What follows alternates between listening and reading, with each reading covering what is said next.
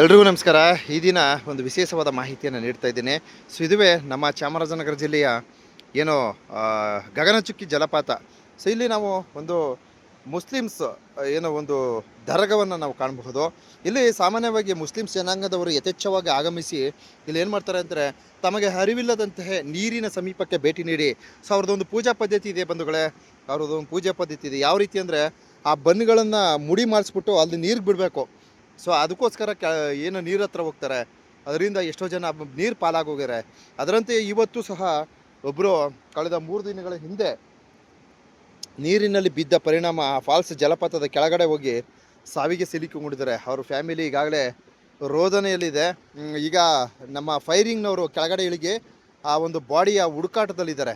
So ಆದ್ದರಿಂದ ನಾನು ಈ ಒಂದು ಮಾಹಿತಿಯ ಮೂಲಕ ಇಲ್ಲಿಗೆ ಬರ್ತಕ್ಕಂಥ ಪ್ರವಾಸಿಗರಿಗೆ ನಾನು ವಿಶೇಷವಾದ ಒಂದಷ್ಟು ವಿಚಾರಗಳನ್ನು ತಿಳಿಸ್ಕೊಡ್ತಾ ಇದ್ದೀನಿ. ದಯವಿಟ್ಟು ನಮ್ಮ ಏನು ಚಾಮರಾಜನಗರ ಜಿಲ್ಲೆಯ ಬರಚುಕ್ಕಿ ಜಲಪಾತ, ಗಗನಚುಕ್ಕಿ ಜಲಪಾತ ಈ ಭಾಗ ಆಗಮಿಸತಕ್ಕಂಥ ಪ್ರವಾಸಿಗರು ಯಾವುದೇ ಕಾರಣಕ್ಕೂ ತಾವು ಈ ನೀರುಗಳಿಗೆ ಧಾವಿಸಬೇಡಿ, ಈ ಜಲಪಾತದ ಮೇಲ್ಭಾಗಗಳಿಗೆ ಆಗಮಿಸಬೇಡಿ ಅಂತ ಈ ಒಂದು ಮೆಸೇಜನ್ನು ತಲುಪಿಸ್ತಾ ಇರ್ತೀನಿ. ದಯವಿಟ್ಟು ಸಹಕರಿಸಿ. ಒಂದು ಉತ್ತಮವಾದ ಮಾಹಿತಿ ಕೊಟ್ಟಿರ್ತೀನಿ. ದಯವಿಟ್ಟು ಮಿಸ್ಯೂಸ್ ಮಾಡ್ಕೊಬೇಡಿ. ದಯವಿಟ್ಟು ಶೇರ್ ಮಾಡಿ, ಒಂದು 4 ಜನಕ್ಕೆ ಅನುಕೂಲ ಮಾಡಿಕೊಡಿ. ಎಲ್ರಿಗೂ ಒಳ್ಳೆಯದಾಗಲಿ ಕಣ್ರಪ್ಪ, ಎಲ್ರಿಗೂ ಒಳ್ಳೆಯದಾಗಲಿ. ಅದುವೇ ಮಂಡ್ಯ ಜಿಲ್ಲೆ, ಇದು ಚಾಮರಾಜನಗರ ಜಿಲ್ಲೆ. ಎಲ್ರಿಗೂ ಒಳ್ಳೆಯದಾಗಲಿ. ಧನ್ಯವಾದಗಳು.